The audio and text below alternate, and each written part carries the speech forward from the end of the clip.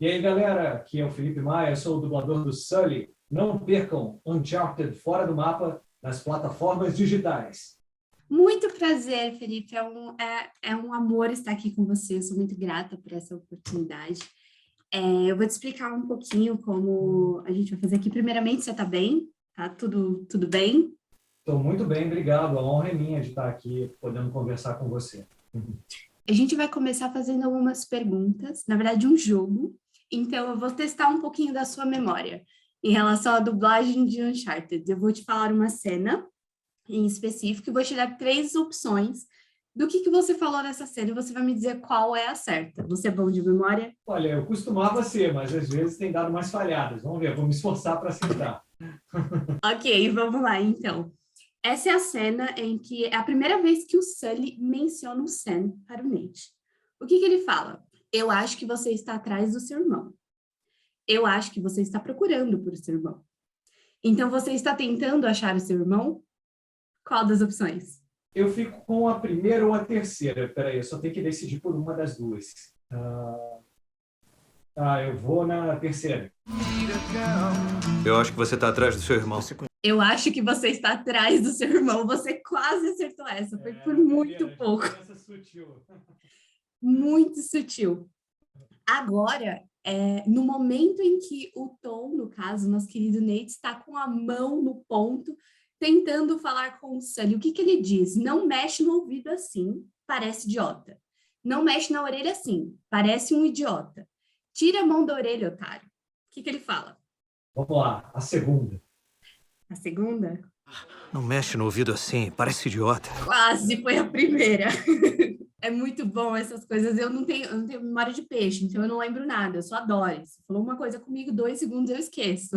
Agora vamos para maravilhosa e linda cenas pós-créditos. Eu sou apaixonada por essa cena. Para mim, ela é o momento do filme em que eu fiquei absurdamente feliz.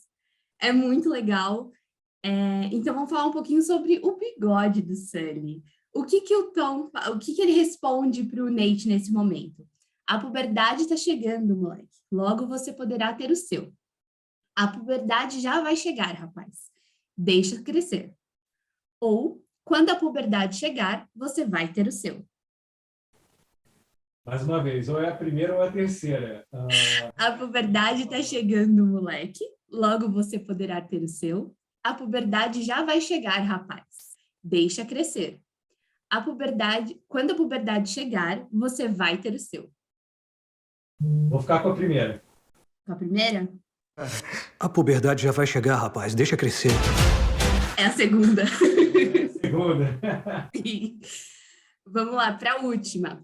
Essa é a cena em que o Nate e a Chloe viram seus crucifixos ao mesmo tempo e quase matam o Sully. Ele responde, era 50-50, eu chutei. Era 50% de chance, eu chutei. E eu tentei, era 50% de chance. Caramba, que loucura isso. Repete para mim, por favor. Claro. Era 50-50, eu chutei. Era 50% de chance, eu chutei. E eu tentei, era 50% de chance. Então, entre a segunda e a terceira. Vamos ver se eu acerto uma, pelo menos. Engraçado, falando sobre isso, muitas vezes a gente tem que comprimir algumas falas e fazer alguns cortes justamente por causa do sincronismo. E, às vezes, não fica tão preciso quanto a gente queria. Eu vou na segunda. Vamos ver. Horário, Sully! Era 50% de chance, eu chutei. Acertou. Uma! Foi uma, pelo menos, mas é difícil. A gente fala as coisas e esquece, por mais que provavelmente você regravou isso várias vezes, como você disse, para comprimir, não é algo fácil, é realmente difícil, mas valeu, uma foi. Mas eu gostei do seu jogo e você montou muito bem. Você colocou diferenças sutis entre as falas e realmente algumas muito parecidas até, por mais que eu lembre da gravação, lembre mais ou menos do que eu falei, confunde um pouquinho, mas muito legal, gostei. Eu pensei um pouco nisso, porque é aquilo, a gente tem a memória fraca, por mais que faça aquilo 20, 30 vezes, são coisinhas pequenininhas que marcam aquilo. E eu, como fã de Uncharted, eu já fui nas minhas favoritas.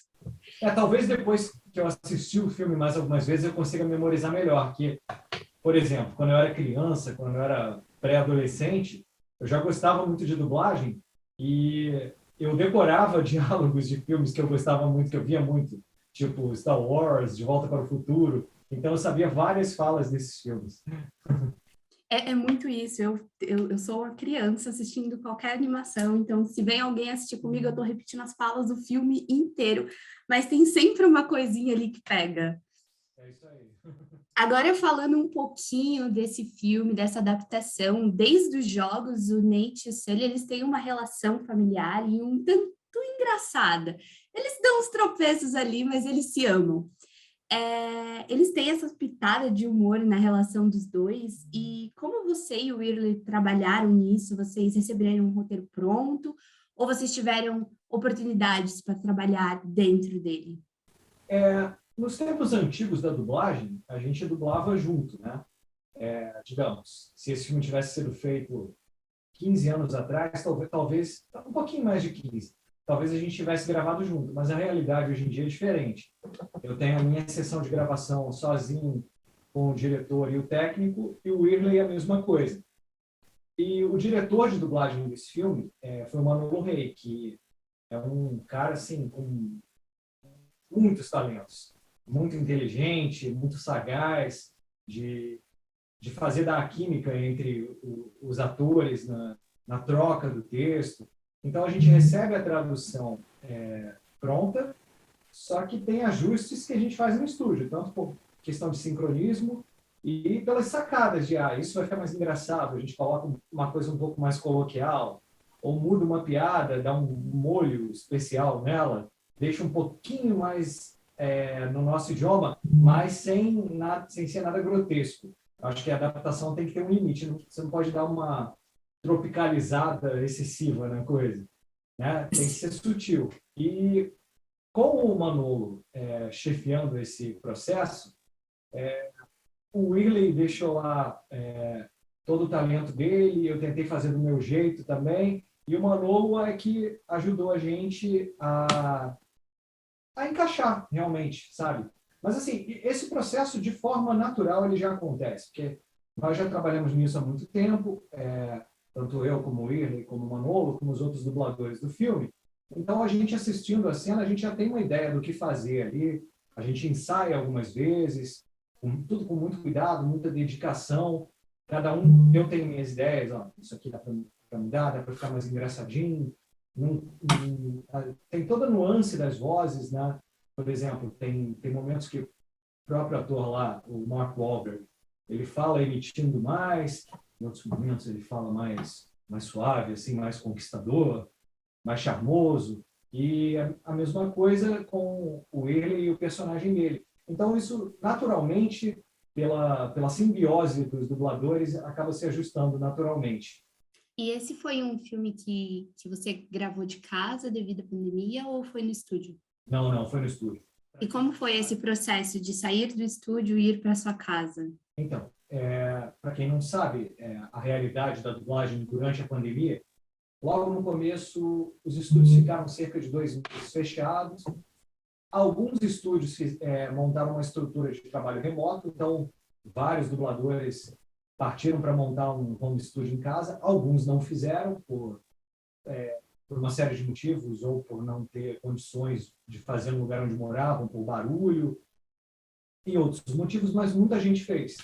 Só que, com o passar do tempo, gradualmente, vários dubladores que estavam trabalhando só remoto foram retornando aos estúdios gravar de forma presencial, que é melhor.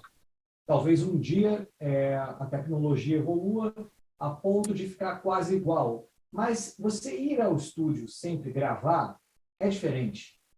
Tem toda a troca de energia e o processo funciona melhor, entendeu? É que um set de filmagem e você gravar numa cabine remota, você tendo aquela troca do set de filmagem com o diretor ao seu lado, o técnico de som, ele vai captar melhor o áudio e tal.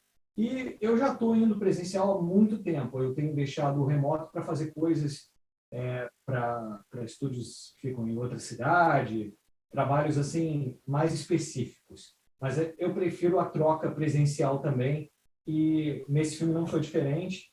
Eu fiquei muito feliz de gravar e fiquei feliz com o resultado também.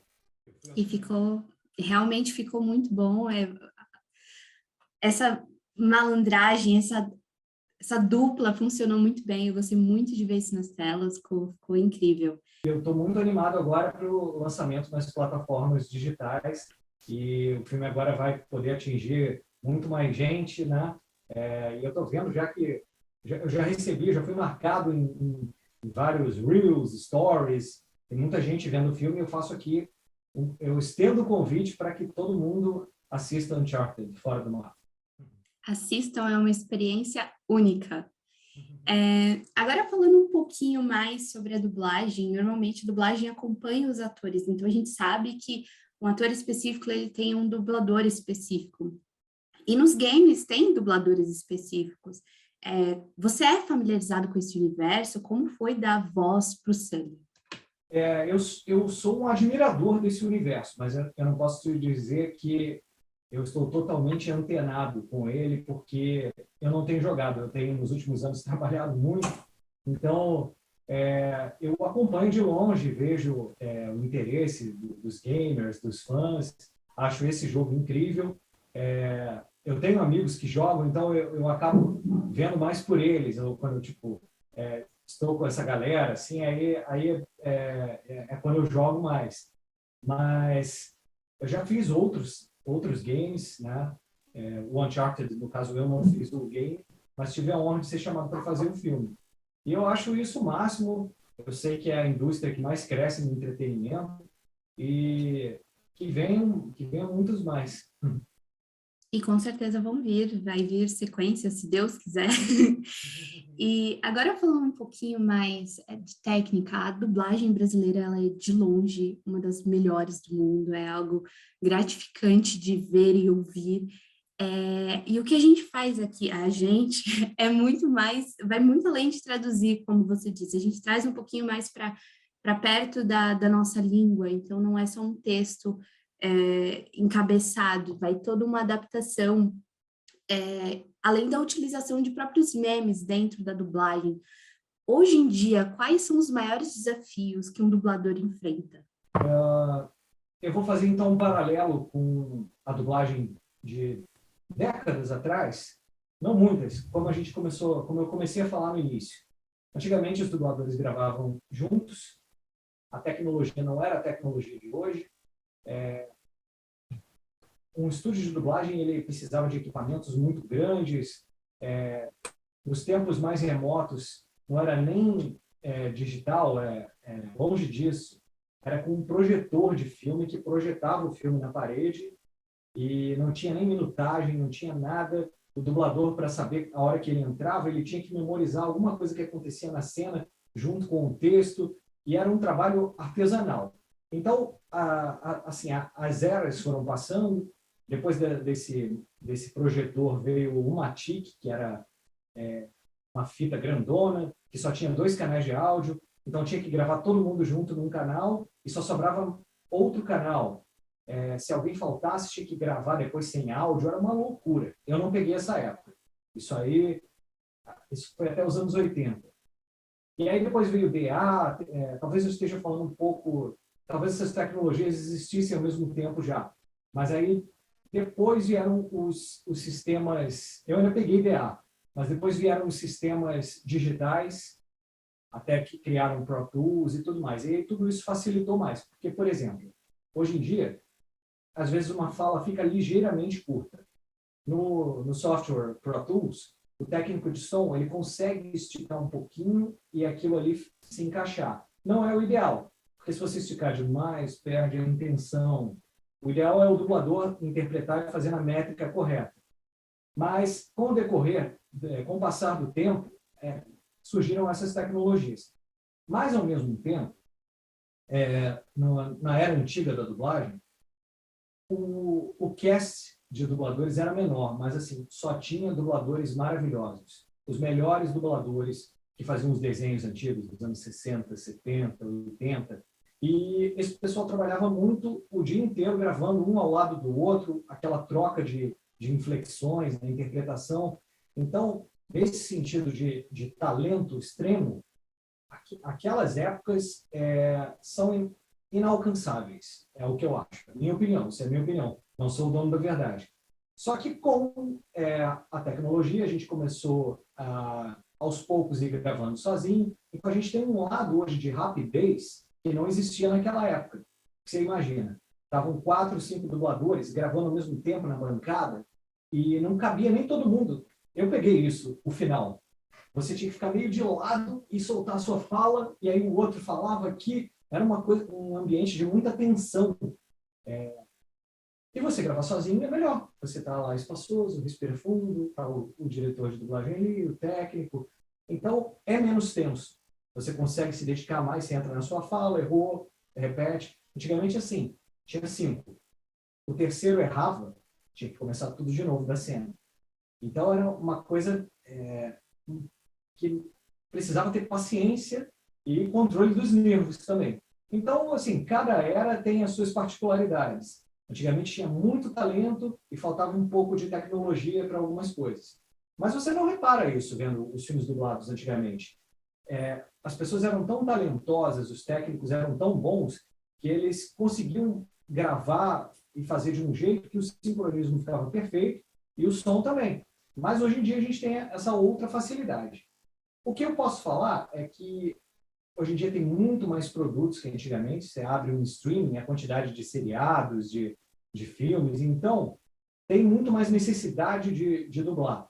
Então surgiram mais e mais estúdios e foi entrando mais e mais dubladores no mercado. Eu acho que assim, o dublador ele tem um tempo de maturação até ele conseguir dar conta de papéis difíceis. Isso não é da noite para o dia. Então, é isso que eu digo até para quem quer começar a dublar, você tem que ter essa consciência de que é um trabalho gradativo. Por mais talento que você possa ter, a coisa acontece aos poucos. Você vai fazer primeiro papéis pequenos, você tem que se dedicar no papel pequeno, tem que ter consciência. Não, já tem um pessoal que está na estrada aí há muito tempo, tem que ser respeitado. E se você tiver persistência, souber se comportar, tiver aquela inteligência emocional, certo, você vai estar dublando bem, bastante, fazendo um monte de coisa. Então é isso. O que eu posso dizer é que foram várias eras da dublagem e atualmente a gente tem isso. Tem muita tecnologia, muitos estúdios, muitas produções, só que o dublador ele tem que procurar sempre aprender mais e mais. É isso aí. Não importa, até os antigos também. É incrível isso, é muito bom saber dessas coisas. Eu não tinha ideia, não consigo imaginar 4 pessoas espremidinhas assim. E é um trabalho de paciência. E como eu falei antes, as gírias, os memes, eles estão muito presentes na dublagem, estão muito presentes em Uncharted, Fora do Mapa. Como funciona esse processo de criação desses memes e gírias?